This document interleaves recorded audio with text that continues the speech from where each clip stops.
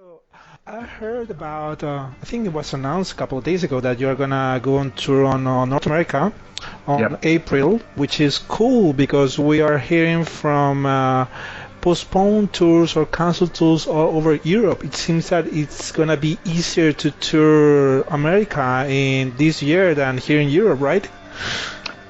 Well, yeah, that's the fact. And I don't know what will happen in April. Maybe we have to cancel the whole tour. But so far we are going there, and we have plans to go there. And uh, I talked with Juha from Swallow the Sun, and they did one tour maybe a couple months ago. Hmm. And I think it went pretty well. They didn't have to cancel any shows, and no one get sick. Of course, it's really expensive to go there because you have to cross the border a couple of times when you go from States to Canada and come back to States. And every time you go there, you have to give a test. So you have to pay like I don't know how many thousand euros, but it's a big cost for a band. So it's a really hard situation for bands to tour in States, and it's gonna be expensive. But still, it's great if we have an opportunity to go there. It's really fun to do tours, and I think the package is it's really interesting also, and people are waiting us to come there. So let's hope that it will happen. Exactly. I think it's safer, even if it is more expensive, because it's well, there's these huge countries, almost like a continent, and you have a lot of places to play there. Issue here in Spain is that if you are going from Germany to Spain to Italy, different governments, different regulations. So that's the thing Yeah, that I think is impeding bands from doing a proper tour, right? yeah, But right now, like most of promoters are canceling the tours and scheduling the tours for 2023. People are asking, are summer festivals going to be on this year? So I assume that you have plenty of dates in festivals on this summer in Europe. What do you think about it? What are your well, thoughts? well, my thoughts are that I'm pretty sure that, or I hope, that the festivals, especially here in Finland, they're going to happen because people have been taking vaccines, and we have this Corona pass also, and mostly the festivals are outdoor festivals, and I think it's more safe to have those kind of festivals instead of having indoor festivals. So I'm really optimistic that some festivals really gonna happen here in Finland. I'm not sure about the big festivals in Europe because they are bigger and people are coming outside the country from different countries. So it's a bigger risk to spread the disease. But I don't know. I'm really happy that I'm not working in that business because it must be horrible because it's really expensive to cancel the festivals like Wacken or Graspop or Hellfest. They are so huge, and it must be horrible to be a promoter for the big festival. But Exactly. yeah, but I'm pretty optimistic that we will play some shows in summer because we have booked around Europe big festivals, and I'm really looking forward that some of them will happen. Right, great. So let's talk a bit about Halo, which is a new album, right? So the previous album, Queen of Time, was released before COVID in 2018, and I was wondering for how long do you have this new album ready? Because most of the bands they take advantage of well, the lockdown in COVID in 2019, 2020, and to record and get the albums ready. So, when was this new album done for you? It was just now because it's going to be released next month, but maybe you have it ready for a year now. Well, actually, it's been ready. I think. I mean, the music. It was ready like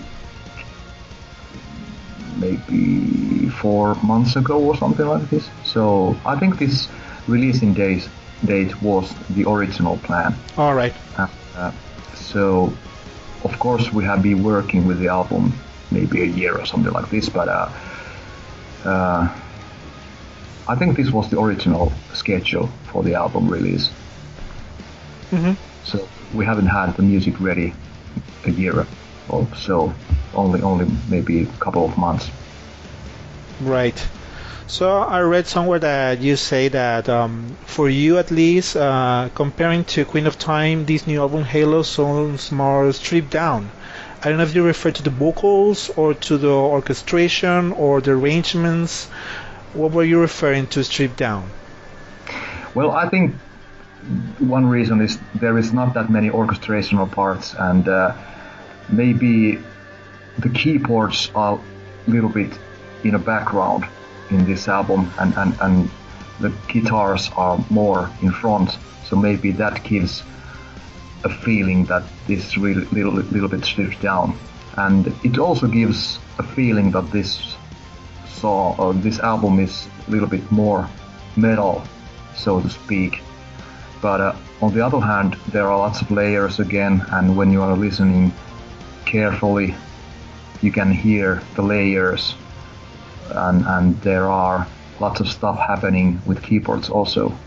But it's great that this is a little bit more guitar oriented. Yeah. For a while, and it's great that you can really hear what Tomi Joutsen, for example, is playing, because he's a great rhythm guitarist, and it's great that you can hear the real metal riffs on the background. Right. Great. So I think each album is different for each person. For me, for example, when I listened to Halo, I was listening to it yesterday a couple of times, and comparing it to Queen of Time, for me at least, it sounds more progressive, more, not to say complicated, but I think it has more details than Queen of Time. So, and I thought that in the last two albums, at least for me, the Amorphis music was good, and it was more easy listening for metal fans. And this album, it feels a bit more, not to say progressive, but not that easy listening as Queen of Time, for example. Yeah, it might be like that. And I think for me as a singer, the album or some of the songs were really demanding, Mm-hmm. because the rhythms are quite tricky. You don't know when I was arranging stuff, you didn't know how it goes rhythm wise, because it was not just typical 4 counting rhythms. Sometimes you have to count for 7 or 11 or something like this, and it's really difficult to find the right flow when the rhythm structure are complicated. And maybe that's one reason why you have to couple this album or the songs a couple of times. It's the music, it's more demanding. Yeah. And it gives more progressive feeling. But at the same time, when I'm listening to the album, somehow it still feels solid and it's not too complicated. But in some parts of the album, if you are like waving your head like this and trying to find the right rhythm, you are sometimes missing the backbeat. You don't know where the rhythm goes. But it's nice that you have some challenging parts, and I don't know how we'll manage to play on stage the most difficult songs, but let's see how it goes. But yeah, it's not like totally progressive album, that there are really difficult parts here and there. Right. And well, I don't know how much of his input is on this album, but I think James Baldwin really put something special on this album. I was wondering how much it has changed the idea from when you were before going into a studio or recording anything until the final product, until there's 13 songs. I don't know if Jens has something to do it, because he works with so many bands. It's kind of hard to think that he puts a really big effort on each of them. Well, of course the songs are composed by the band or the composers. Yeah. And there is nothing without composers, it's just emptiness. And we have created music, and Jens Baldwin, I think he's evolving our music in some way, and somehow it works pretty well with us, and we totally trust him as a producer. And when he gives his opinions or thoughts about the songs, how they should be, we are just listening and trying to do the things that he wants us to do. And he's really picky with tempos and stuff like that. Sometimes he wants to put up tempos a little bit for the choruses, for example, and those are those important nuances that he puts there. And sometimes he wants to pick some small part and put it on the front, and he's doing small details here and there that we as a band haven't thought beforehand, and that's the magic he's doing all the time. And of course when we are at studio he wants everything to be perfect, and sometimes when you are just doing things with your band you might get a little bit lazy. And it's great that there is one producer who is not lazy and trying to kick our asses as musicians. So I think he plays a big role with the albums that he is part of, and we are really thankful that we have had an opportunity to work with him. Right, great. Now that you mentioned that James is kind of evolving the sound of the band, which is true, and I also think that since you are in the band, which has been a lot of years now and a lot of albums, there's been another Amorphis. I wouldn't say better or worse or anything. It seems that it's two parts of Amorphis, before you and now with you, and it seems that the lineup is stable now. Do you think that since you got into the band, did you make any big change in it? Well, I think lots of things happened when I joined the band. It's just not that the frontman changed. We got a new record deal at the same time, and we got a new manager, we got the new sound guy. So lots of things happened, and I think we started to create something new with Eclipse album, and things have been evolving after that. And I think when you listen to previous albums or the latest albums, I think the music itself, it's a little bit more modern. I don't know if the songs are more modern, but the sound is. And that's not always a good thing, if you ask me. I'm more in old school stuff and things like that, and for me it's a trap in a way. I don't want to music sound too modern, and sometimes we are in a line that this is, for my ears, too modern or too I don't know what's the word, but more too produced in a way. Right. And so I think if you are listening the era that we have been working with Jens Baldwin, somehow for me it feels like a turbo Amorphis comparing to the, for example, Pasi Koskinen era.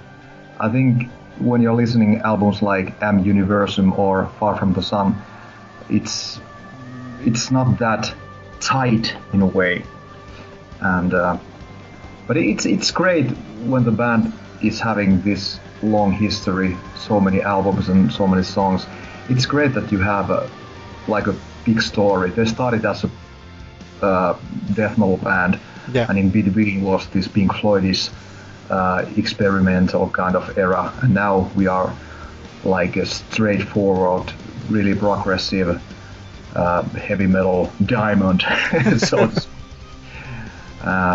and that's great, you know. It's great that people can pick their favorite era of Amorphis, and that helps a lot, and it's easier to put up a great set list that you can use different elements to different eras, and it's nice to have a interesting story as a band.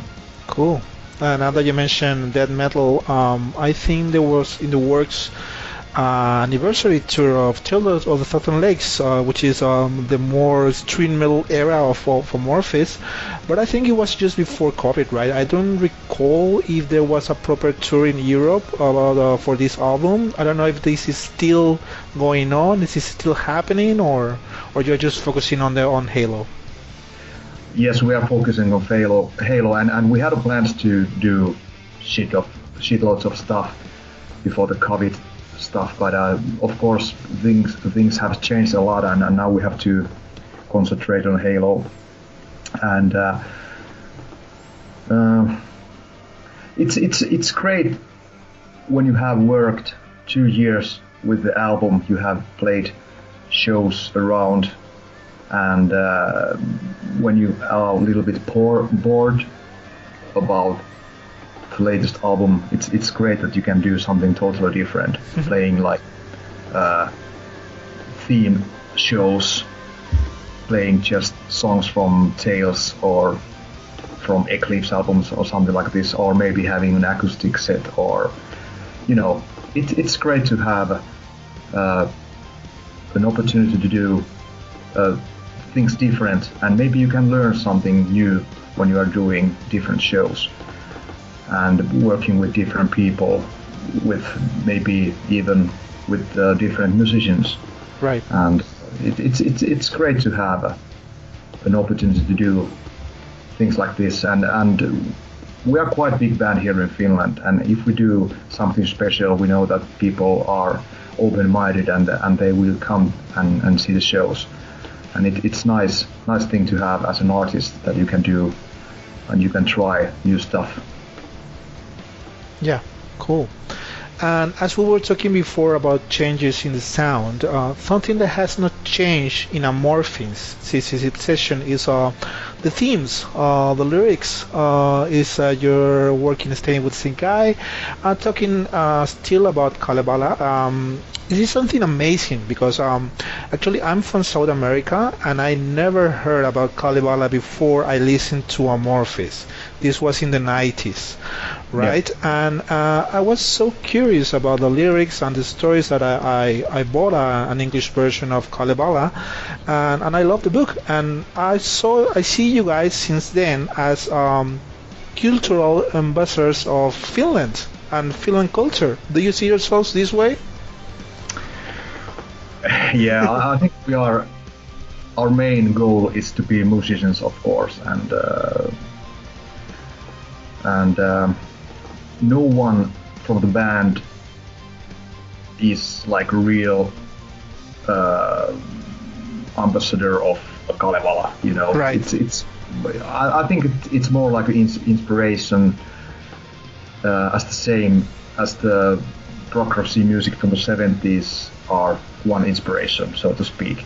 Of course, it's nice to have something unique, and the Kalevala thing is really a big thing in our band, of course, because we have played, or we have used it as an inspiration for so many albums. Mm-hmm. And it's great if some people really find Finnish culture because of Amorphis. It's great. But on the other hand, we are just musicians, and the thing with Kalevala, I think it was like an accident when it started in Tales from the Thousand Lakes album in the early 90s. and that's interesting about art. Sometimes things just happen, and a stupid idea could be the most important thing, and that happened with Amorphis also in early 90s. And it's great that we have like our own culture and our old myths here in Finland, and that's something that not every country has, and it's great that some people who are interested or curious about the cultures, they can find something new listening to Amorphis. Right, and not every band has an expert on a subject like Pekka working with the band on the lyrics, which is very special. It's the same here in Hello. We can hear still these stories here, and I understand what you say, but I think is something very attached to Amorphis for a very long time, that I think that maybe in Halo, if you try to do songs not related to Kalevala, it will feel very strange, even for you guys. Well, actually, this Halo album, this is not taken from Kalevala, and I think when Pekka is writing lyrics, I think he's taking inspiration everywhere. And I think the basic feeling on his lyrics are always feelings that we are sharing here in Finland. Mm-hmm. Because the nature here, it's everywhere, and you can feel the atmosphere. Of course, if you go in the middle of Helsinki, for example, it's quite modern and there is not that many trees, but if you drive like 20 minutes, you might find yourself in the middle of the forest, somewhere in the lakeside. So I think overall Pekka is doing beautiful poetry, and he's really taking serious his art. Right. It's not just art. I think it's more like way of living for him, and I'm really, really proud that we can still work with him, and he's giving more emotions and more deeply thoughts to our music when he's doing lyrics for us. Great. I agree with you that Halo sounds a bit more metal, or at least a straightforward metal than Queen of Time, but it's also something that is I notice in every Amorphis album that it has a very nostalgic sound to it. I don't know how to explain it. Maybe it's related to the thing that you say that they're in Finland, the nature and everything. If we hear songs or bands from Finland, it's always, for at least for us that we are not from Finland, it seems like there's very nostalgic, maybe sad, but in a good way sound to it. Do you think as well this? Yeah, I agree. It's I don't know. To live in Finland, I think everyone is sharing the feeling about melancholic, that it's something that it's in our souls, so to speak, and of course for us, the guys from Amorphis, we were born in the early 70s, and our parents listened lots of this, I don't know what's the word for that, but like a Slavian kind of I think all the melodies that people were listening, they are a little bit melancholic and not like pop songs. They're more serious, and there's some beauty about melancholic music. And if you are listening music coming from South America, I think it's more happy. Yeah. I don't know if it's true, but here in Finland, if you go to for example, to the what is it called? Well, if you're listening, for example, religious music, like the songs that people are singing when they go to church. Yeah. It's really sad. It's really not boring, but it's really really sad and gloomy maybe, or Yeah. So maybe that's one reason why we are so into these sad melodies and melancholic music. And it's a good combination when you are playing metal. I think it fits pretty well to the metal music. Metal music, it's mostly about hatred and sadness and those dark things.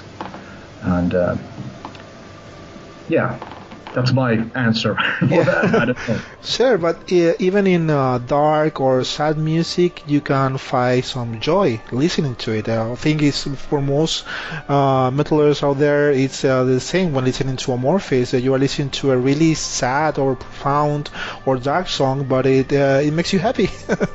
Yeah, and for me, my soundtrack, if I go outside, my soundtrack is always sad, even though I'm really happy, but still I just need that kind of music for my ears.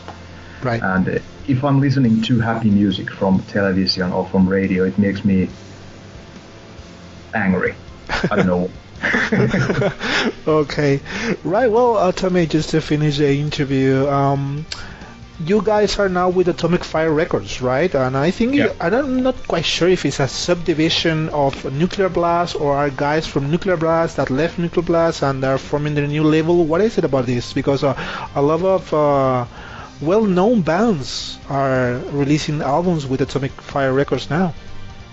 Yeah, it's a little bit confusing, but it's like own label. It's not Nuclear Blast oriented, even though there are same people working on the label. But I think it's independent label at this moment, and we are really happy that we are part of that label because it's a new one, and we know that there are lots of professional guys working there, and so far it's been great. And let's hope that it will continue in the future. It's great that we can trust to our label. I think the people who are working there, they really love our music and the history of the band. So I think it feels like being home when we are working with them.